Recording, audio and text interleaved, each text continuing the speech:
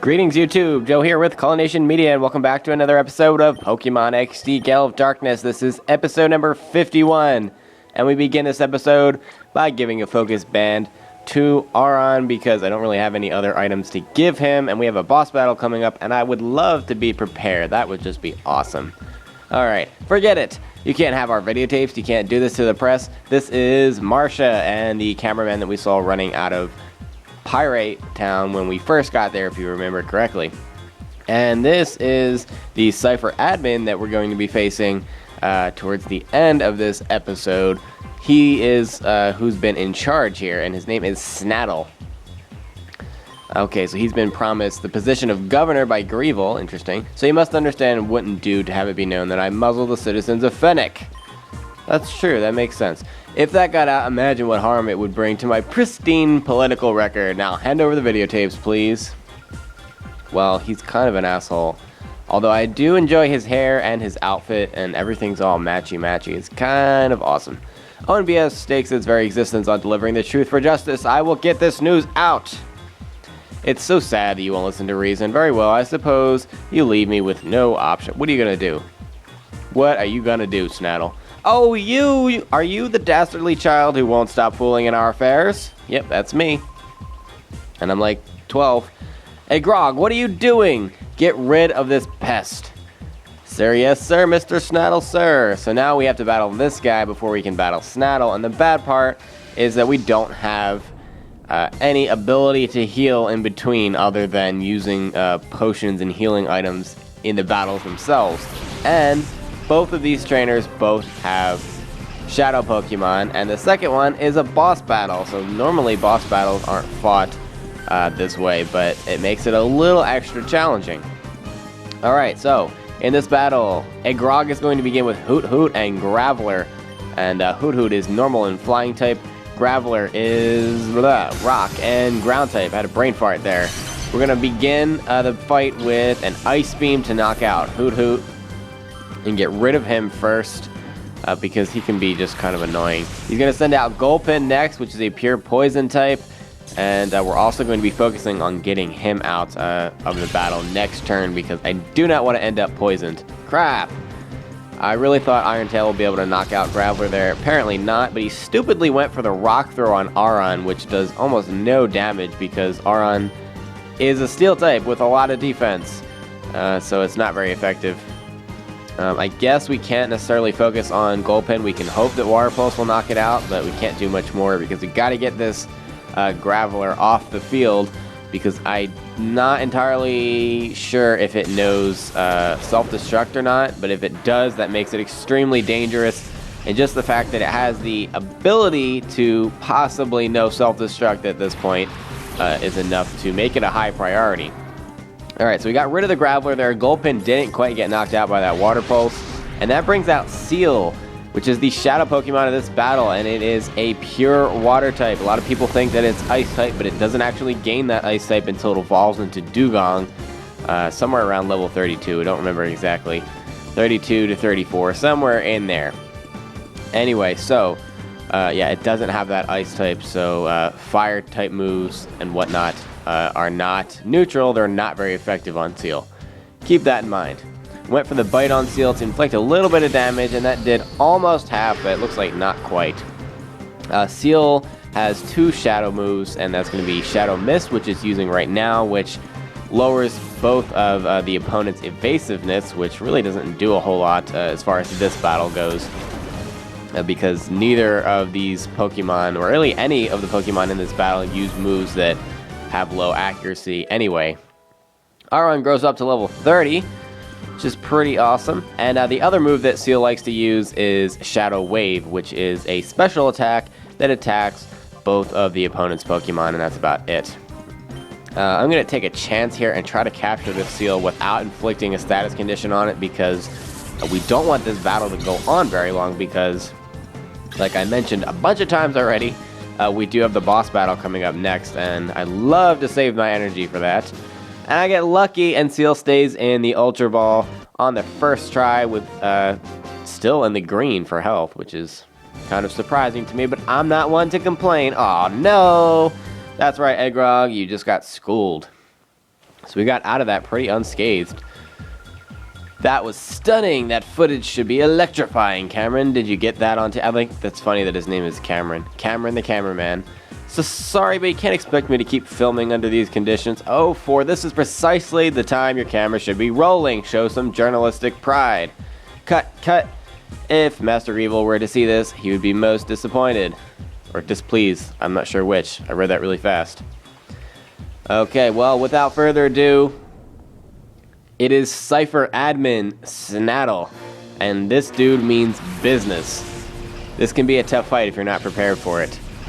Alright, so he starts off with Lantern and Quagsire. Both are water types, but electricity is going to be ineffective on both of them. You want to open this fight if you have one with a decent grass type.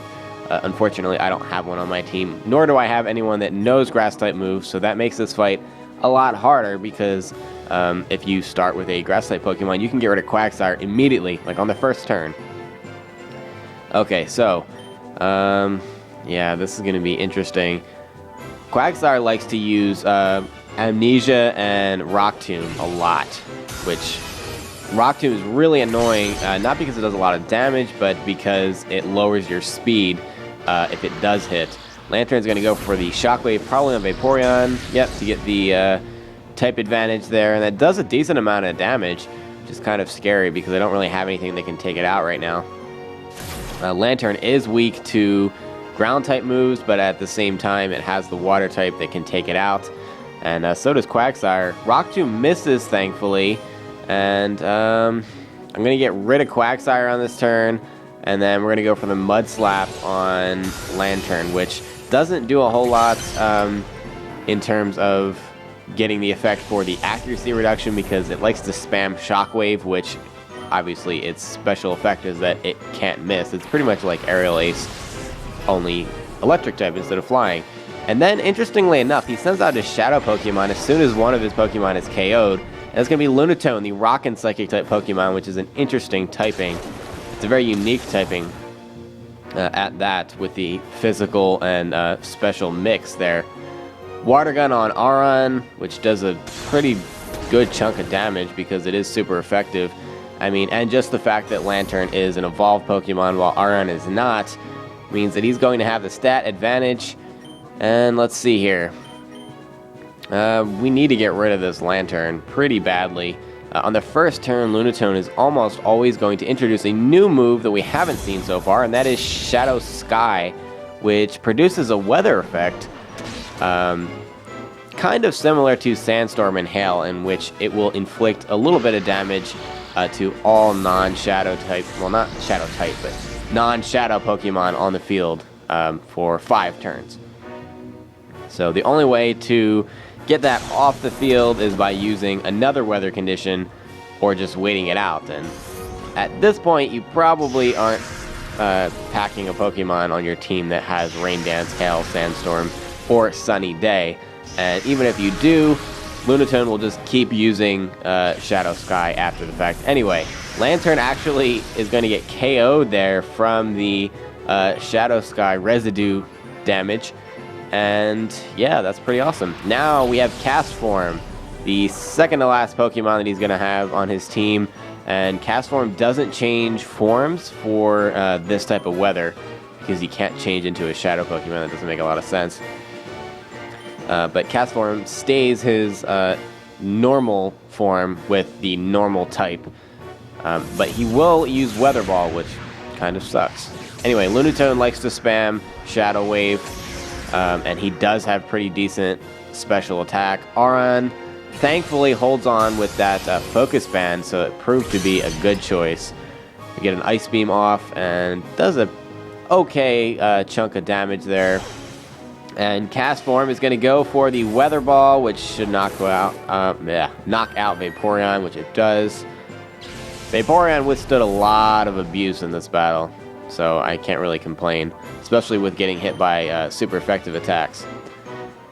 Okay, so we have to keep in mind that after Castform, there's going to be a Steel and Psychic type Pokemon coming out in Metang, so we're going to send Vulpix out for that. We get the Iron Tail off on Castform, which almost knocks him out. And then the Shadow Sky. Could not think of the freaking name of it. The Shadow Sky damage is going to be hitting Castform, Vulpix, and knocking out Aron because he only had 1 HP, but the Focus Band really helped there because it allowed us to get an extra Iron Tail off instead of dying, which is pretty awesome if you ask me.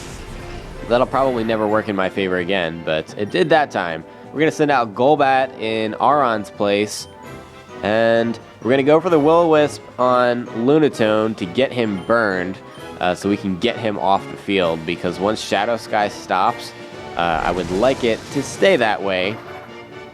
And Castform goes down to the Wing Attack from Golbat.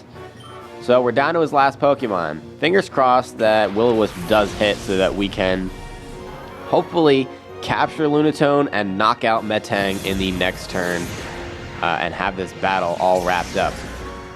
Shadow Wave, that does a lot of damage to Vulpix, unfortunately. Not as much to Golbat, so we don't have a lot of turns to play with here.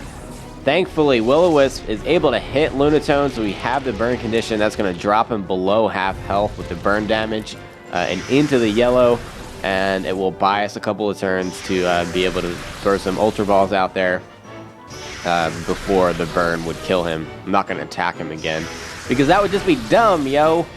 I don't do dumb things most of the time. I don't know what I'm saying. I do dumb things all the time, just not this time. Alright, so we're going to go for the Flamethrower on Metang, which almost assuredly will knock it out in one hit, even though our levels are pretty close. And despite the fact that I seemed over-leveled at the time, if you noticed the levels of Snattle's Pokemon, I was only 2 or 3 levels above that, if that.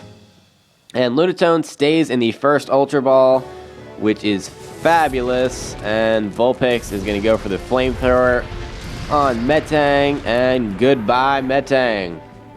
And that's going to do it for this battle. Snattle goes down, and we only lost one? No, we lost 2 Pokemon. We lost Aron and Vaporeon, but we didn't have to dive too deep into our team, so that's pretty good.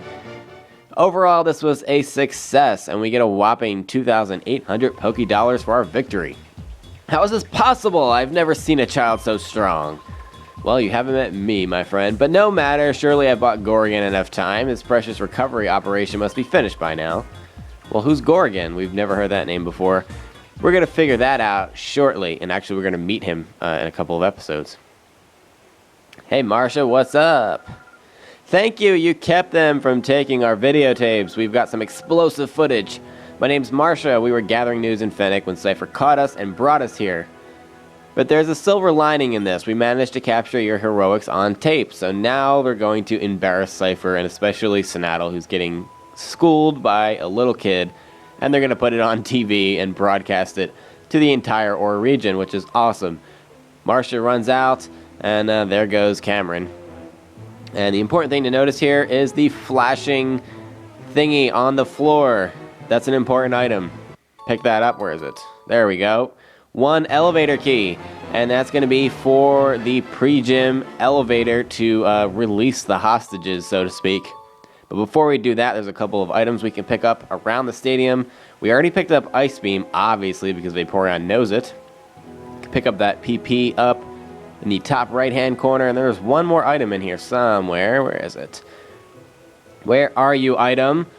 Where are you? There we go. And it's a Water Stone. You want to hold on to that because there is one Pokemon coming up in the next place that we're going to fight Cipher Peons. That didn't come out right.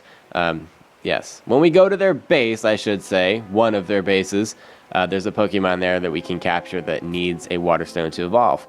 Anywho, that's going to be the end of this episode, guys. Thank you very much for watching. And in the next episode, we're going to release the hostages from the pre-gym and end Phenac City once and for all.